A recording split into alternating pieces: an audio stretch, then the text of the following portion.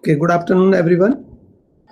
So, first of all, I would like to thank Ashok for inviting me to give a talk. So, when the PPT will be in slides so mode, I will not be able to see your comments in the chat box. So, if you have any question, so please unmute your microphone and speak out so I can listen you. Yeah, or at the end we can see it. So either way, Or it at is the end fine. is perfectly fine. So, but in between, if someone want to ask, Yes, so sure. that is the way.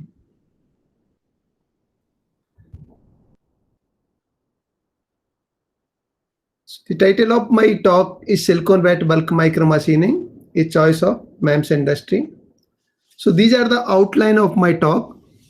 So introduction, an industrial requirement to reduce the cost of the product, wet chemical based silicon bulk micromachining, etching property of an etchant,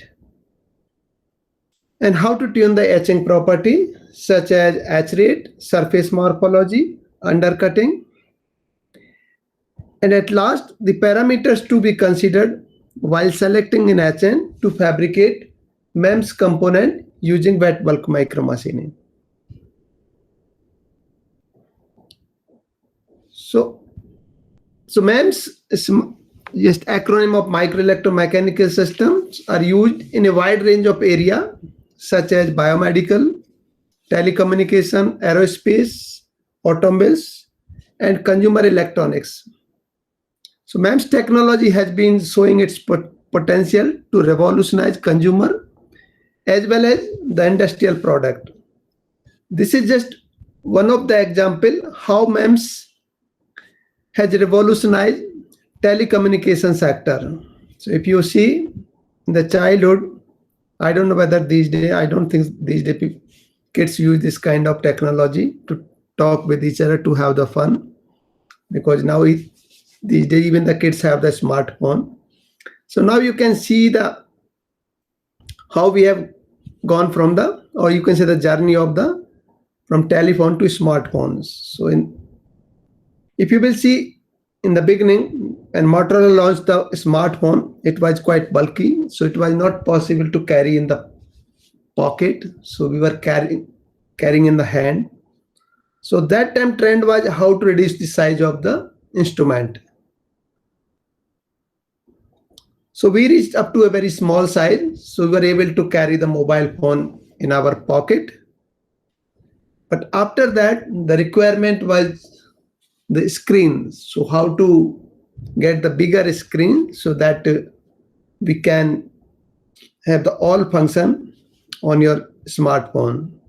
So these days, everyone wants faster, smarter, and not the biggest, but optimal size screen, so which we can easily put in our pocket. So this is the slide I usually use in my all presentations. So this is a very basic slide. So how the MEMS components are fabricated, on what is the MEMS. And MEMS, if we see, this is the combination of the two kinds of components. One is the electrical components and mechanical components. Electrical component here just basically we can say about the metal lines, and these are fabricated by well-established IC technology. And mechanical components, so there are a number of techniques which are used to fabricate mechanical components. One is the LIGA, which is the German acronym of lithography galvanoforming, F-forming. But this technology is suitable to fabricate high aspect ratio, just like the micro gear, but not suitable to fabricate all kind of structures. In microstereolithography, this is the technology by which we can fabricate any shape of the structure, but in this case, only photocurable material is used.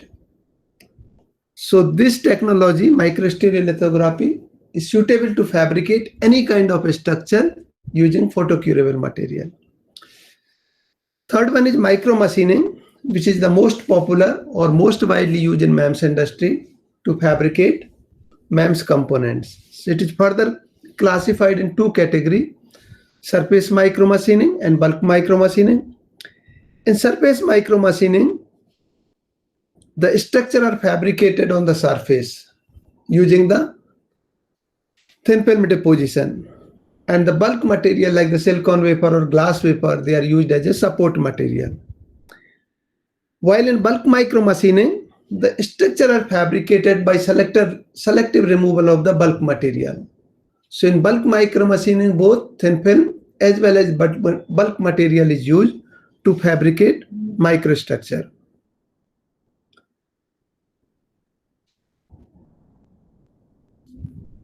If we talk about the only silicon bulk micromachining, so bulk micromachining may be glass bulk micromachining or whatever material we are using, that material and followed by bulk micromachining. So here we will talk mainly about the silicon bulk micromachining. The silicon bulk micromachining again further divided in two categories: dry bulk micromachining and wet bulk micromachining. In dry bulk micromachining, dry etching system is used. Only the gases are used to remove the material selectively. But in case of wet bulk micromachining, we use wet chemicals to remove the material selectively to fabricate microstructures. And what is the industrial requirement to reduce the cost of the MEMS products? One is the simple process steps and simple setup or simple system which is used to fabricate the structure, and low cost processing material, and batch process. Batch process means at a time we should be able to process large number of wafers, or at a time we can fabricate large number of components. So that's why throughput can be improved and we can reduce the cost of the product. And last one, easy packaging and testing. So first, 4 properties. So if we talk in terms of etching, because etching means we have to remove the material to fabricate the structure. So wet etching fulfill all these requirements, because wet etching we use only wet chemicals and we need very simple system like the Teflon container or glass container. Anyway, low cost processing material, and batch process, because at a time large number of wafer can be processed for the wet etching. So that's why wet etching is very much suitable to reduce the cost of the product. If we are able to modify our process step in which wet etching can be incorporated to fabricate the structure, and that help us to reduce the cost of the product. In etching, earlier we were talking about the bulk micromachining, dry bulk micromachining, wet bulk micromachining. But for both kind of micromachining, we use etching process. So etching, again 2 categories, wet etching, dry etching. In dry bulk micromachining, dry etching is used to fabricate the structure. In wet etching, it is subdivided in 2 parts, isotropic etching and anisotropic etching. Isotropic etching, etch rate is same along all direction, or etch rate does not depend on the direction. But anisotropic etching, etch rate depend on the crystallographic direction. So this wet anisotropic etching is most widely used in MEMS and surface texturing of silicon wafer for solar cell application. So what can be made using wet bulk micromachining, on which this talk is focused? We can fabricate V grooves or square shaped cavities, and we can fabricate cantilever beam and diaphragm, flat diaphragm or corrugated diaphragm, and proof mask for accelerometer and 45-degree mirror to get the reflection just at 90-degree of the flat surface, and we can fabricate the grating with different angles, slanted as well as vertical grating, and we can fabricate particle filter and micro pump and AFM tip is also fabricated using wet-bulk micromachining. And microelectrode array for biomedical application, microneedles, and different shape of the microchannels. And grooves for chip isolation. If we have to isolate chip, either we have to use the dicing saw or laser cutting machine, but wet etching can also use to make the grooves. Then by hand we can just separate out the chips. And these are some SEM pictures of different kind of structures fabricated using wet bulk micro machines. So here you can easily notice that this technology very much useful to fabricate various kind of structures. Now the etching property of an etchant. So a silicon wet anisotropic etching is characterized by following major property. One is the etch rate, which is defined as etch depth per unit time, and undercutting, that is very important, means property of an etchant, whether we are getting high undercutting or low undercutting. I will discuss in detail what is the use of undercutting in the fabrication of MEMS structures. And last one is the etch surface morphology. So requirement of the etch surface morphology depend upon the application. For example, if we want to get the reflection, more reflection, we should have the smooth surface. But if we want to reduce the reflection, want to get the more absorption, like the solar cell, then our surface should be very rough. So these property can be tuned by adding some additive in main kind of anisotropic etchant. So as I discussed, this property we are able to tune by using different methods. One is by changing the etchant concentration, another by etching temperature. Etching temperature basically affect the etch rate, and impurity significantly affect the etching property. Etch rate, surface morphology, undercutting, all three property are affected by impurity and additives.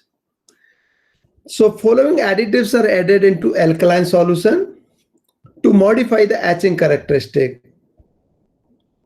One is the alcohol. In alcohol, IPA is most popular. In surfactant, there are different kind of surfactant have been studied, but tritone has been reported as best surfactant to modify the etching characteristic. And reducing agent, again several kind of reducing agent were studied, and NH2OH is reported as a best additive, and oxidizing agent H2O2. So I will focus mainly on these two, surfactant and reducing agent. And how to tune these etching property. So let's start with etch rate. So here we can see the etch rate in pure and surfactant added low concentration KOH. If you have the KOH solution, so concentration 10% and 5%. Etching temperature for this graph is 60 degrees C. So if we are adding the surfactant, so now you can see how the etch rate is affected. Etch rate is decreasing in case of both 100 wafer and 110 wafer.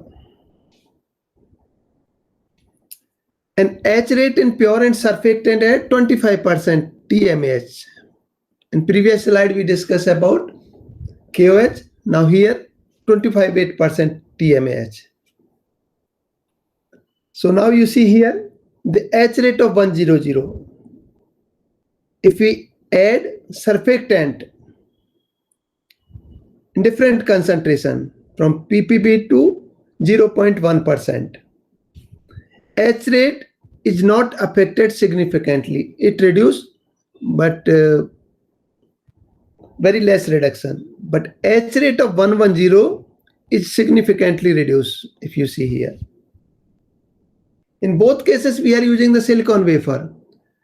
But by changing the orientation, we can see the significant difference. H rate of 100 is not affected, but 110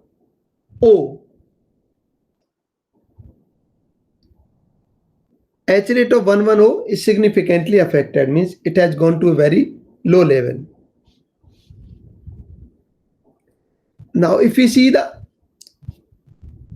H rate of 58% TMAH in NH2OH, so I'm not discussing all kind of TMAH or KH concentration. I have selected only specific kind of concentration which have been reported as a most useful concentration. So in this case, if you will see the H rate of 100 as well as 110, both are significantly increased if NH2OH was added in 58% TMAH. And SiO2 H rate, because why we have studied the SiO2 H rate, because SiO2 is the, you can say, the best suitable mask material to fabricate different kind of cavities or grooves, and as well as SiO2 is used as a structure material to fabricate cantilever beam and diaphragm. H rate of SiO2, our requirement, it should not increase, it should decrease, so that SiO2 can be used as a mask for longer time. But in this case, SiO2 H rate is increasing when NH2OH is added. But this is not the desirable property. But if we see the selectivity between silicon and SiO2 is increased when NH2OH is added. So this is the desirable property.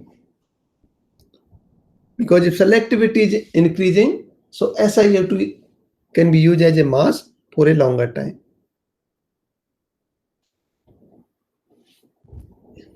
So previously we have shown the result for TMAH, 58% TMAH. This is the result for 28% KOH. So in here 58% TMAH is used because the purpose of this study to increase the H rate, and around 4 to 5% TMAH provide high H rate. But if we are adding this NH2OH, so we can increase the H rate further. So one way to increase the H rate to get the optimal concentration. So optimal concentration to achieve high H rate in TMAH is 58%. So that's why 58% TMAH selected to obtain high H rate. In case of KOH, so around 28% KOH provide high H rate. So how to increase the H rate further? So if we are adding the NH2OH, so the H rate of 28% KH is significantly increased. So both silicon 100 and silicon 110.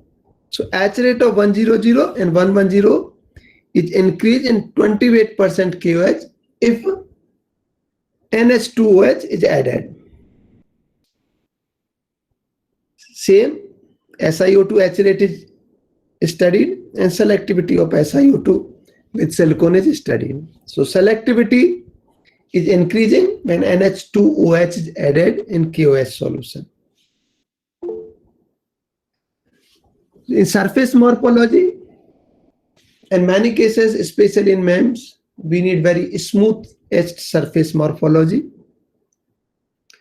In low concentration KOH, if we are adding the surfactant, when pure KOH is used, surface is rough, because I am not able to show the halox because it's an optical picture. But in SEM picture, we can see very large size halox if etching is done in KOH solution. When surfactant is added, surface becomes very smooth. So when we want the smooth surface, we should add the surfactant in KOH solution. So this is the surface morphology for 1,1,0 wafer. In this case also surface morphology is improved when surfactant is added. In case of high concentration TMAH, because high concentration TMAH is useful because it provides high undercutting and smooth edge surface morphology. So that's why. Professor Prem, there is a question. Yeah. What are the other chemicals used along with TMAH and NH2OH for etching? To modify the etching characteristic, alcohol is used, IPA, isopropyl alcohol is used. H2O2 is studied, but H2O2 was not found suitable. And some other kind of additive were also studied. So here I am presenting only the additive which were, you can say, the most suitable to alter the etching characteristic. So here the purpose of this additive, how to increase the etch rate. One application, one objective of adding the additive. Another objective, how to increase the undercutting or how to decrease the undercutting. Because in MEMS fabrication, we need both kind of property. In one case, when we have to make the freestanding structure like cantilever beam, we need high undercutting. So how to increase the undercutting? What kind of additives are added? In another case, we need minimum undercutting, or you can say the no undercutting, to fabricate the MESA structure or proof mass for accelerometer. In that case, we have to select an additive by which undercutting can be minimized. So in this talk, I have selected those additives which are optimal to alter the etching characteristic. So okay? Okay, thank you. Sir, actually TMAH, if you use 10% and NH2O is 10%, the other 80%, what are the chemicals that are going to be present? 10%, can you please repeat your question? For example, if we use 10% TMAH and 10% NH2OH concentration, the other 80% solution, what it contains? Water. So, okay. Yes, sir. Thank you, sir. Actually, the TMAH and KOH is prepared in water, especially in the DI water. So 5-8% means you can say then the 1 liter, we have 5% TMAH, remaining is water. Yes, sir. Thank you, sir.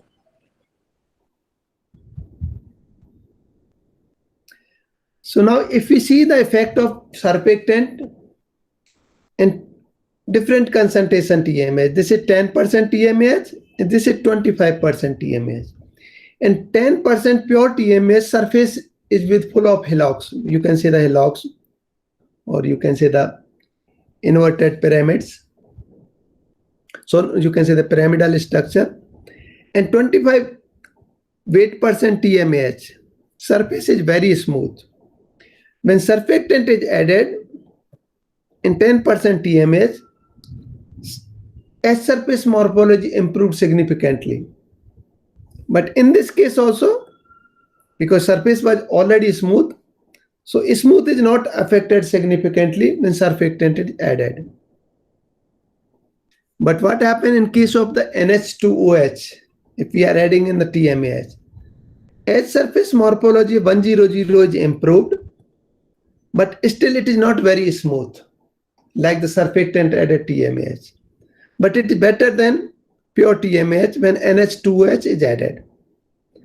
But the edge surface morphology of 110 and 111 is not affected significantly. A lot of fluctuation is there. So we cannot say this NH2OH is affecting the surface morphology in case of 110 and 111 wafer. In case of the KOH, so again you see the edge surface morphology for all three orientation is not affected significantly. So a lot of fluctuation is there. In undercutting, as I discussed, high etch rate is needed to do the etching in less time. And surface morphology again depend on the requirement If we need the high reflection, we need a smooth surface morphology. If we need low reflection, then we need rough surface morphology, and we can obtain both kind of morphology. Undercutting, which is one of the most important etching characteristic, is exploited to fabricate freestanding structure or fixed structure. So now you just see an example of cantilever beam, which is fabricated by wet bulk micromachining. It is not possible to fabricate the freestanding structure by using the dry etching if only one side of the wafer is used. So it is inevitable to use wet etching to fabricate cantilever beam if only one side of the wafer is used. So this is the mask pattern of cantilever beam. So to make this cantilever beam of this material, for example, we can take this as a SiO2 or some other material.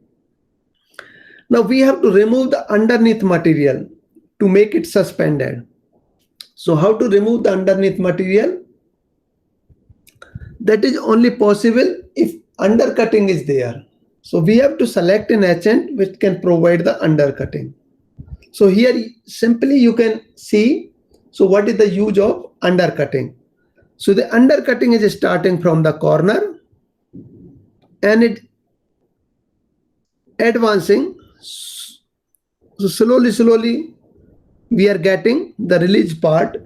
Once this etching will encounter 111 plane, which is the slowest etch rate plane in wet anisotropic etching. So it will automatically stop and we will get the freestanding structure. So this is the schematic of suspended cantilever, and this is SEM photograph. But if you will see this structure, proof mass for accelerometer. So we need MESA kind of proof mass with 4 corners. So in this case, we don't want undercutting. If you have to make the serpentine shape channel, in this case also undercutting is undesirable. If we have to make the grooves for chip isolation, in that case also we don't want undercutting. So this is slide you can see we have both advantages and disadvantages of undercutting. In one case undercutting is needed, in another case undercutting is not needed. So how to tune the etching characteristics? So one case we can get the high undercutting, another case we can get low undercutting. So now you see the example of low concentration KOH. This is the undercutting. If surfactant is added, then undercutting is reduced. But the problem with this low concentration KOH, if we are adding the surfactant, then etch rate is also reduced. So if etch rate is also reduced and undercutting is also reduced, then that etchant is not useful. But if we are taking 25% TMAH, if we are adding the surfactant, what will happen? When there was no surfactant, means zero concentration, undercutting was very high. So you can see when surfactant is added and when we have gone up to 100 ppm or 0.1%, so undercutting is reduced significantly. So here we can see that two things here. If we need high undercutting, so we can use pure TMAH. If we don't need undercutting, we can use surfactant added TMAH. So our both requirement fulfilled by this etchant. One is pure to get the high etch rate, so high undercutting, and low undercutting just by adding the surfactant. So here we can see what is the effect of undercutting. These are the structure which have been etched for same etching time. This is 25% TMAH plus 0.1% tritone. Tritone is the surfactant here. So this cantilever is not released, just we are getting the V-shape groove, bent V groove. In this case also this structure is not released. But if we go to 25% pure TMAH, the structure is released. So we have the freestanding cantilever beam. So just by adding a very small amount of surfactant, either 100 ppm or just safer side, you can use 0.1%. So you have to use only 1 ml in 1 liter TMAH solution. So just by adding 1 ml, we can modify the etching characteristic considerably. So here you can see these are the structure which are fabricated by surfactant added TMAH. In surfactant added TMAH, undercutting is reduced significantly. So we can make very nice groove for chip isolation, and we can get very nice MESA structure of a square shape or circular shape. And this is again, we have a structure which is surrounded by V grooves. So what's going to be the dimension of these structures, this group? Actually, if you will see this SEM scale, so from here to here, it is 500 micron. Okay. So it will be around maybe 50 micron in this case. Okay.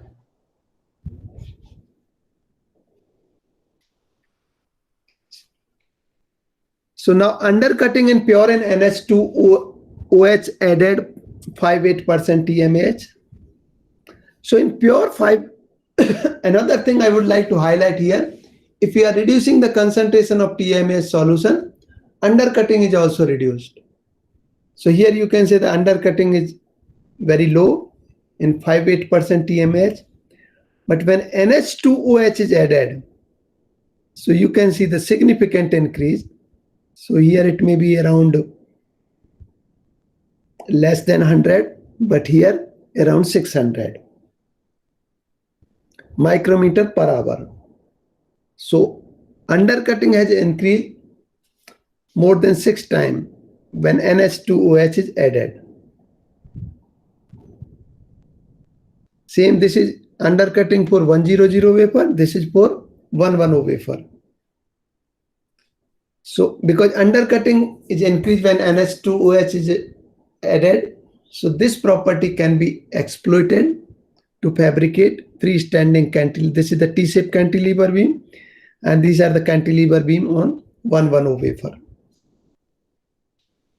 This is the same kind of a study in 28% TMAH without and with NH2OH.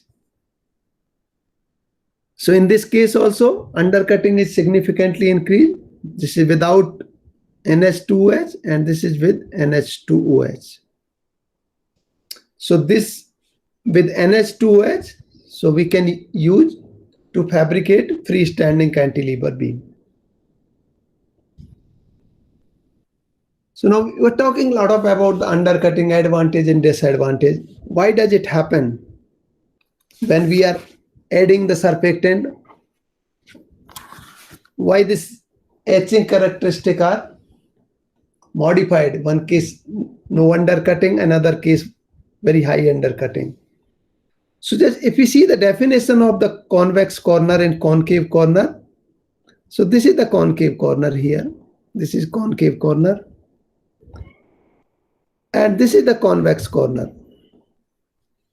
So concave corner means less than 180 degree corner turning inside, and this is greater than 180 degree corners turning outside. So this is the convex corner, this is concave corner. So when we do the etching of structure having convex corner, what happens? This is pure TMAH. As I discussed, pure TMAH provide high undercutting. So this undercutting start at convex corner. So you can see this is the, you can say the suspended mask layer, because underneath material has been removed by undercutting process. But in case of concave corner, nothing happened to the corner. So we can see nicely protected concave corner. But in this case, convex corner is damaged or shape got distorted because of undercutting. We wanted sharp convex corner after the fabrication, but we are not able to get it because of the undercutting. But concave corner, nothing happened. We are able to protect the shape of concave corner. But when surfactant was added, as I discussed, when surfactant is added, undercutting is reduced significantly. So we are able to fabricate this Mesa shape structure with convex corner. So you can see this convex corner. So here you can see the difference between two kinds of HN. One is pure TMH and another we have added 0.1% surfactant. Just by adding 0.1% surfactant, etching characteristic modified. In this case, no undercutting. In this case, very high undercutting. But what will happen to the concave corner if surfactant added? Nothing will happen. In this case, we will get same kind of corner. So because there is no undercutting at concave corner, so it doesn't matter whether you are adding any additive or not, you will get well-shaped concave corner. So as I discussed in previous slide, we undercutting have both advantage and disadvantage. To fabricate cantilever beam, we need undercutting to remove the underneath material. But to fabricate Mesa structure or proof mass for accelerometer, then we need minimum undercutting or no undercutting. So one way to reduce the undercutting, to add the surfactant. Another method, to add the extra structure at convex corner. So many study reported different kind of compensating structure. So in each paper it was claimed that my compensating structure is best to obtain protected convex corner. So this is some kind of triangular shape, beam shape, a very complicated compensating structure. Both for, this is for 100 wafer, this is for 110 wafer, because the characteristic of 100, 110 is different. So that's why we have to use a different kind of compensating structure. So what is the use of these compensating structures at the corner? Because just to delay the etching, because when you will do the etching, first this extra structure will consume. Okay. So as soon as etching is reaching at this convex corner, so we can stop it. I see. So this extra structure is used to delay the etching at convex corner. So, but why does it happen? If you will see the atomic structure at convex corner, so this is the close-up view or schematic view of convex corner. So now you see the atoms at convex corner. They have dangling bonds. So that's why etchant is able to react at this corner atom. But if we see the concave corner, there is no dangling bonds. So that's why the etchant is not able to react at concave corner. So that's why we are able to fabricate well-shaped concave corner. But what happened in case of surfactant added? The surfactant molecule adsorb at these atoms and they protect these atoms from the etchant. So that's why undercutting is reduced when surfactant is added. So now here you can see the change in the etching characteristic. If we have the letter like this IIT Hyderabad or some serpentine shape challen, if we are doing the etching one in pure TMAH, so what will happen? We lost the structure. We don't know what is written there. Because of the undercutting, we lost the shape of the mask patterns. Here mask pattern, just alphabet, IIT Hyderabad. In this case, serpentine shape challen. So in this case also, because of undercutting, we lost the shape of the channel. So when we do the etching in surfactant at a TMAH, so we are able to engrave these letters on silicon wafer. So you can easily read IIT Hyderabad. So height of these letters about 30 micron. So in this case, the depth of the channel is also the same, around 30 micron. So what is the parameter to be considered while selecting an etchant? So we have discussed so many things about the etching characteristic, then how to select an etchant. So if the edge surface morphology is not a requirement, so you are not bothered about the surface morphology. Both are okay for you, smooth surface morphology or rough surface morphology. So in that case, so your requirement is only high etch rate. So to obtain the high etch rate, so if we are using the TMAH, we should use low concentration TMAH or TMAH with NH2OH. So we will get very high etch rate here.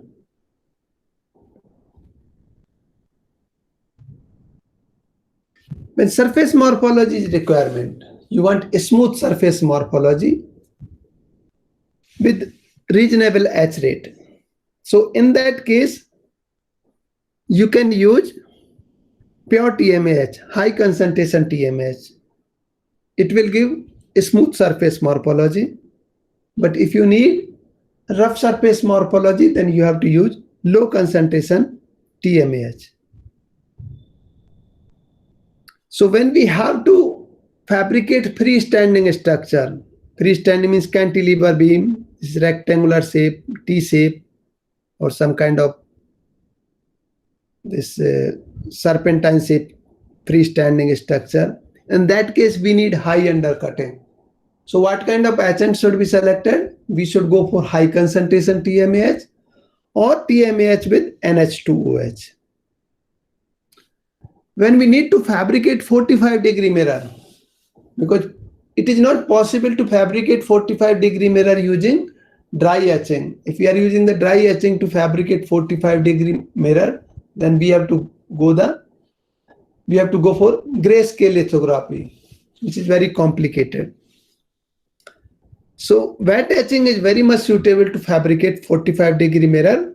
So in that case, to fabricate 45-degree mirror, we have to use 100 wafer, and mask edges should be aligned along 100 direction. At 100 direction, when etching is done, so 110 wafer or 110 plane is exposed. That 110 plane make an angle of 45 degree with 100. So when we add the surfactant, the etch rate of 110 is significantly reduced.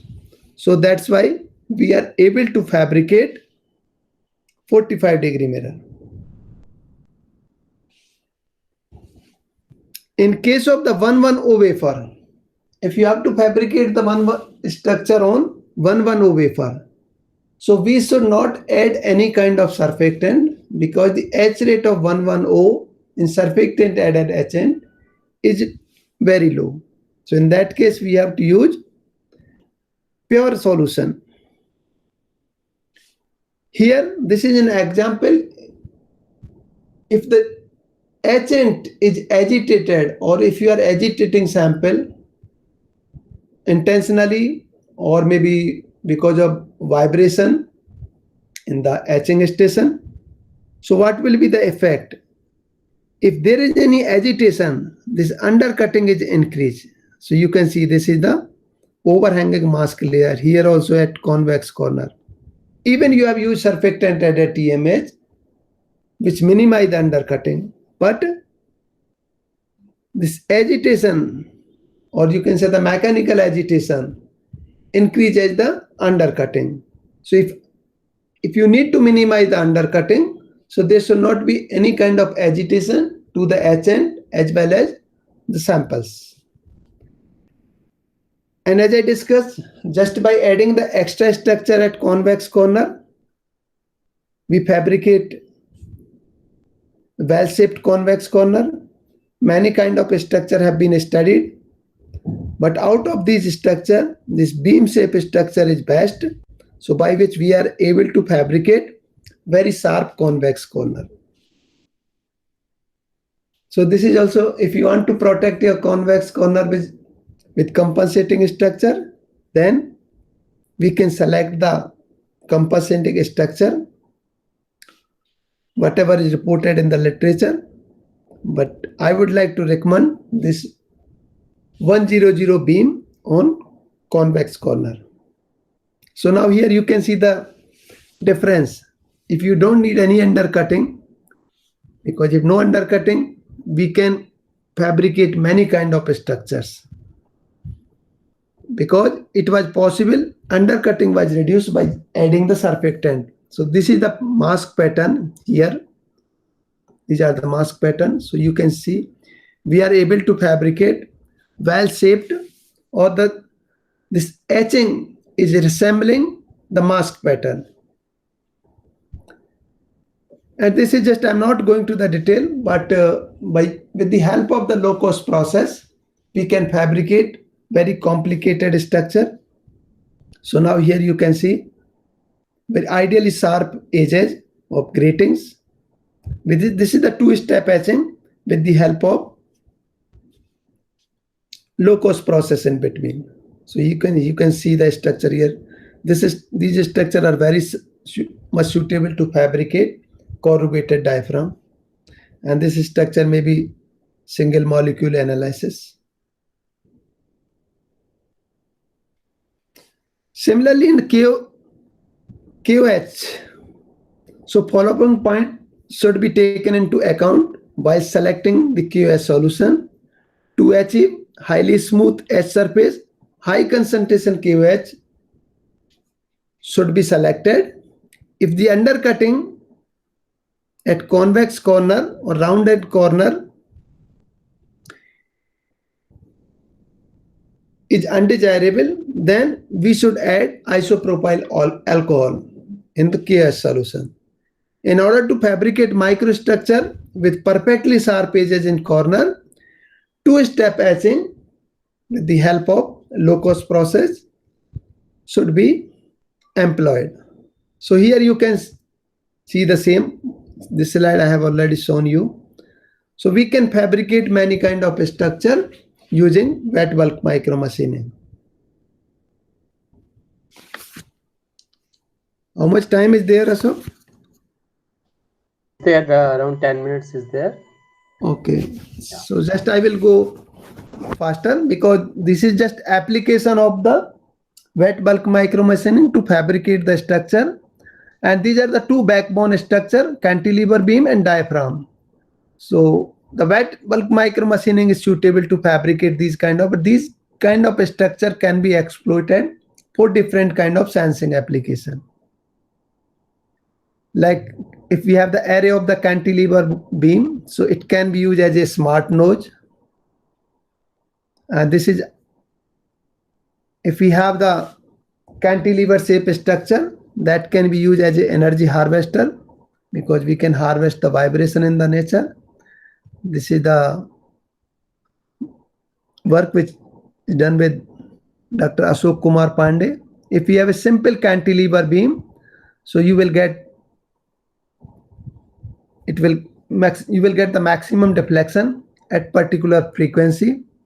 If you have the array of the cantilever beam which are coupled with each other just by little bit overhanging, so we can get maximum deflection at different frequency.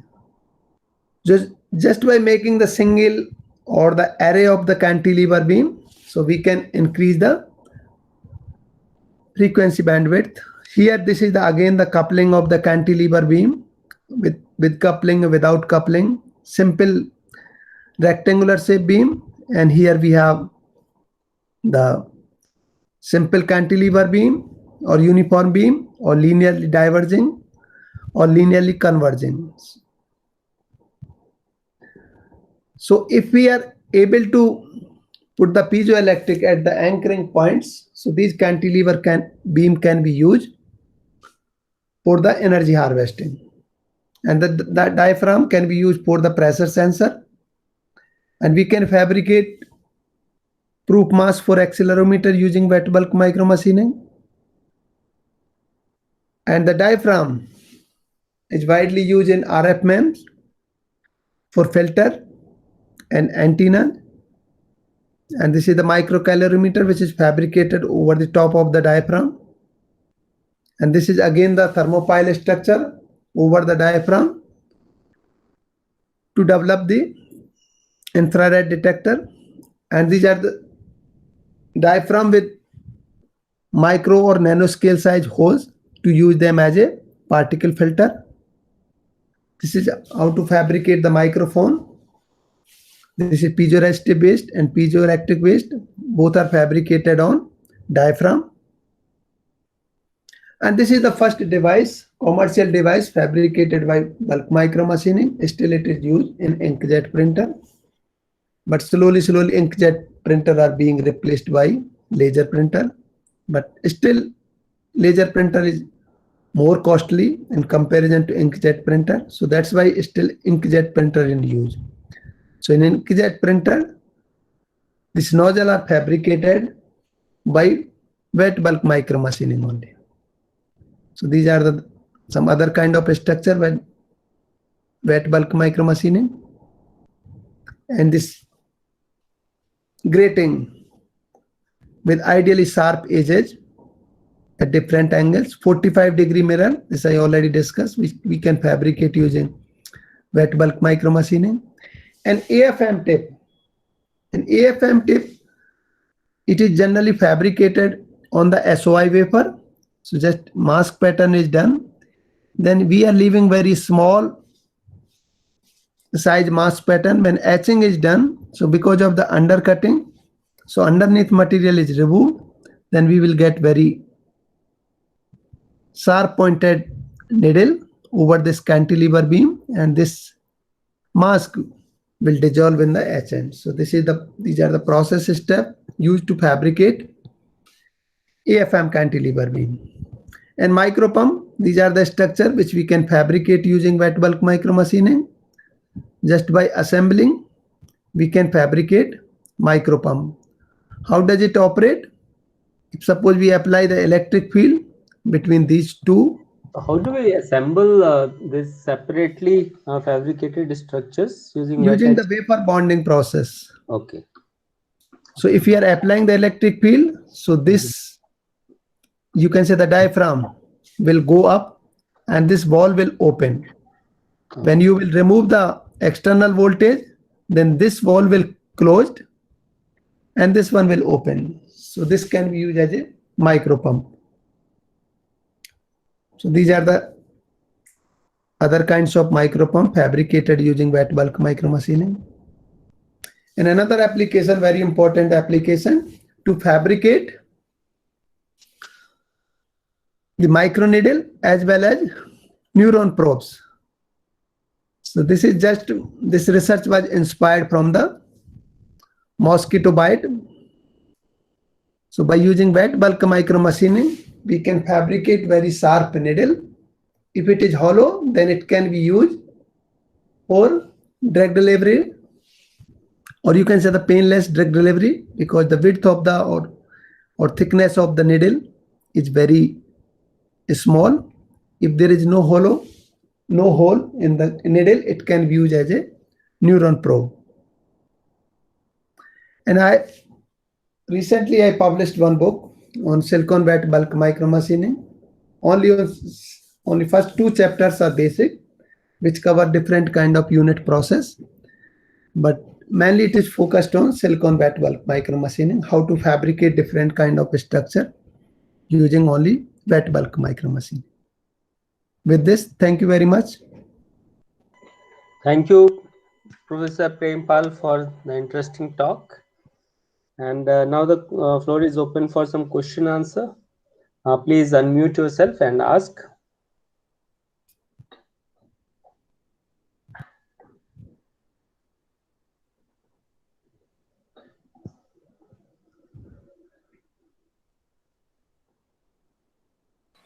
Sir, Yeah, please, Bhanu. Yeah, actually, if you want to etch 500 micrometer of silicon substrate, Yeah. then what is the best chemical we can use? Like What kind at of low mask layer do you temperatures. have? Masking layer. Masking layer, I can use SiO2 or SiO2, SiO2 or silicon nitrate. silicon nitride. If you are using the silicon nitride, then you can use KOH. The concentration of the KOH should be around 20%. Okay. So if you want to obtain very high H rate, so you can add around 10 to 15% NH2OH. But the problem with NH2OH, which I did not discuss because of the limited time, after some time, this effect of NH2OH is minimized. So H rate becomes like the pure solution. So if you want to achieve the constant H rate, better to use pure KOH or pure TMH. So you are saying that 500 micron thickness wafer. If you are using silicon nitride as a mask, you can use KOH as well as TMAH. In the KOH, I would like to recommend 28% KOH. In TMAH, I would like to recommend 58% TMAH. But if you are using silicon dioxide as a mask, in that case, you can use only TMAH because H rate of silicon dioxide in KOH is very high. It cannot sustain for longer time. So if you are using silicon dioxide as a mask, either use 58% TMAH or 28, so only 58% TMAH, no KOH. Okay. So is it possible to etch this high? We can get the high etch rates at low temperatures, like at room temperatures, using wet Actually, bulb micrometer. no, actual room temperature, it is not possible. You will get some H rate, but it's very low H rate.